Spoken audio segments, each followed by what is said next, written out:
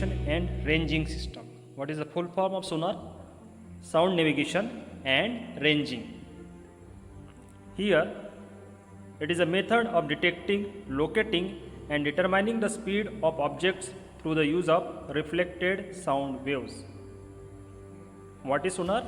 Sonar is the short form of sound navigation and ranging, and it is used to determine the direction, distance and speed of an underwater object with the help of ultrasonic sound waves. Here, a system using transmitted and reflected underwater sound waves to detect and locate submerged objects is called as sonar system. Then what are the different constituents in sonar system? Sonar system includes transmitter and receiver. Here the sonar system includes transmitter and receiver.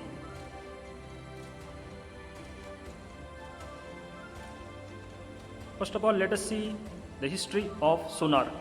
We know that some animals, including dolphins and bats, have used sound as a medium of communication and objects detection for millions of years. रात के वक्त अपना रास्ता खोजने के लिए चमगादड़ ultrasonic waves का उपयोग करते हैं। उसी तरह व्हेल मछली या डॉल्फिन मछलियाँ अपना खाना खोजने के लिए इस अल्ट्रासोनिक साउंड वेव्स का उपयोग करते हैं। So this is sonar system. अब देखिए जैसे कि रेडार और सोनार, इसमें क्या फ़र्क है, क्या सिमिलरिटीज अब देखेंगे। जैसे रेडार पता लगाता है कि आसमान में कौन सी चीज़ कहाँ पे है, कहाँ पे कौन सा जहाज जा रहा है, कौन सी मिसाइल आ रही है। उसी तरह पानी कौन सा ऑब्स्टेकल कहीं पे है, तो उसका पता लगाने के लिए सोनार सिस्टम का उपयोग किया जाता है।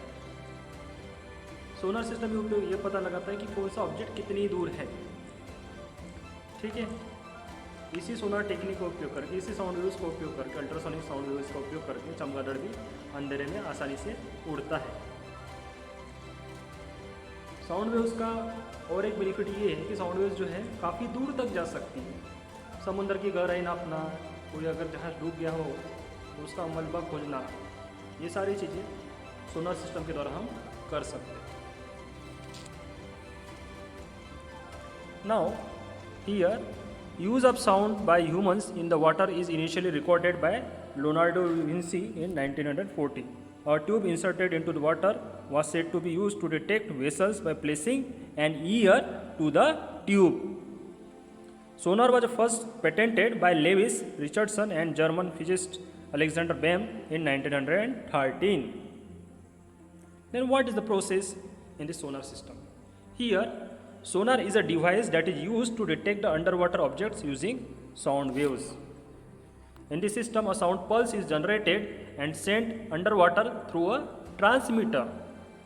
Sound waves are reflected by the underwater object, which are received at receiver. The time taken by sound wave to come back is recorded. And by knowing the speed of sound wave in water, a distance can be easily calculated by the formula distance is equal to speed into time. What happens here? Here the transmitter produces and transmits ultrasonic sound waves.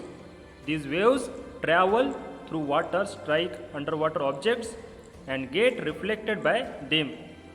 The reflected waves are received by the receiver on the ship. The receiver converts the ultrasonic sound into electrical signals and these signals are properly interpreted. The time difference between transmission and reception is noted. This time and the velocity of sound in water gives the distance from the ship of the object which reflects the waves. Here, transmitter transmits ultrasonic waves and receiver converts this ultrasonic sound into electric signals. तो इसी तरह समुद्र की गहराई नापना, कोई जहाज डूब गया तो उसे उसका पता लगाना, ये सारी चीज़ें हम सोनार सिस्टम के द्वारा कर सकते हैं।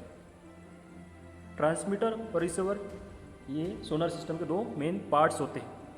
ट्रांसमीटर जो है वो ट्रांसमिटेड पल्स एमिट करता है और ये ट्रांसमिटेड पल्स जब उस ऑब्जेक्ट के पास जाते, उस ऑब्जेक्ट से टकराते तो वापस वो रिफ्लेक्टेड पल्स में परिवर्तित हो जाते हैं और रिफ्लेक्टेड पल्स रिसीव किए जाते हैं रिसीवर के द्वारा। उसके बाद में साउंड को जाने के लिए और वापस आने के लिए जो टोटल समय लगा है, उस समय के हिसाब से हम ये कैलकुलेट कर पाते हैं कि वो ऑब्जेक्ट उस शिप से कितनी दूरी पर है। सोनार सिस्टम यूज करती है साउंड वेव्स, जबकि रेडार सिस्टम यूज करती है radio waves. Sonar system under water काम करती है, जबकि रेडार सिस्टम एयर और लैंड इन दोनों जगह पे काम करती है। रेडार का उपयोग कहाँ पे होता है? रेडार का उपयोग होता है दुश्मन के एयर जेट्स, फाइटर जेट्स कहाँ पे है, दुश्मन की मिसाइल्स कहाँ पे, कहाँ से मिसाइल्स आ रही है, फाइटर जेट्स कहाँ पे उड़ रहे हैं, इस चीज़ों का पता लगाने के लिए, इन सारी चीज़ों का पता लगाने के लिए हम रेडार का उपयोग।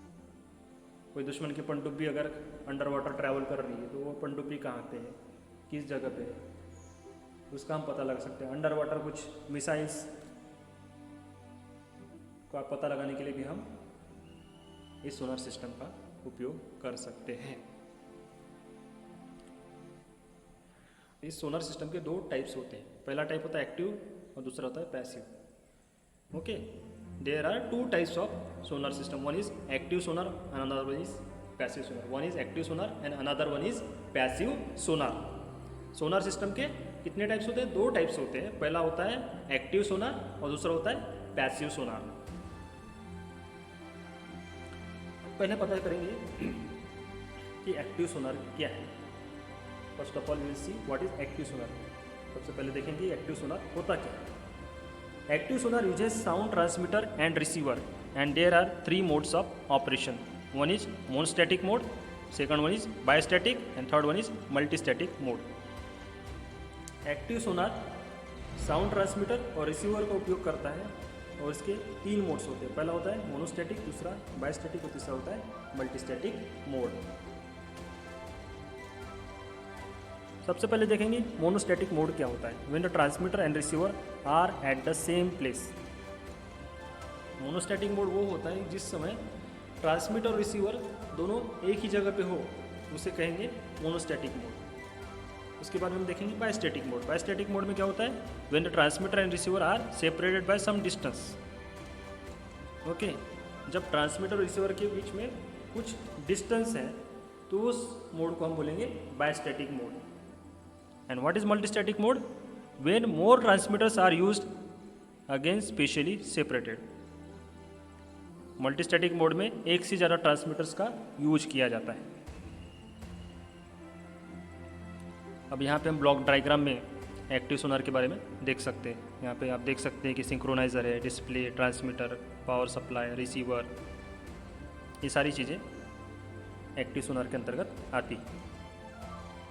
Then what are the functional components? Functional components कौन से? First one is transmitter. Here the transmitter generates the outgoing pulse. Here the transmitter generates the outgoing pulse. It determines pulse width, pulse reception frequency, modulation and carrier frequency. Transmitter क्या काम करता है? Transmitter generate करता है outgoing pulse को, और ये outgoing pulse किस चीज़ का पता लगाती है? वो डिटरमाइन करती है pulse width, pulse reception frequency और मॉड्यूलेशन एंड कैरियर फ्रीक्वेंसी। दूसरा है transducer array. Second one is transducer array. The individual transducers are simple elements with little or no directionality. They are arranged in an array to improve the directional index, which improves the figure of merit by noise reduction. And third one is beamforming process. अब देखेंगे functional components क्या क्या है। इसमें पहला होता है duplexer switch, दूसरा है सिंक्रोनाइजर और तीसरा रिसीवर। डुप्लेक्सर स्विच क्या होता है? It is a switch that toggles between transmitter and receiver.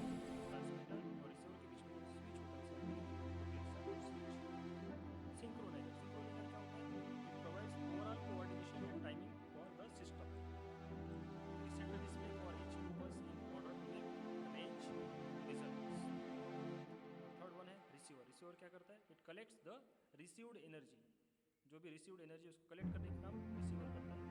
Receiver में also demodulate the return frequency modulation is used on transmission. उसके बाद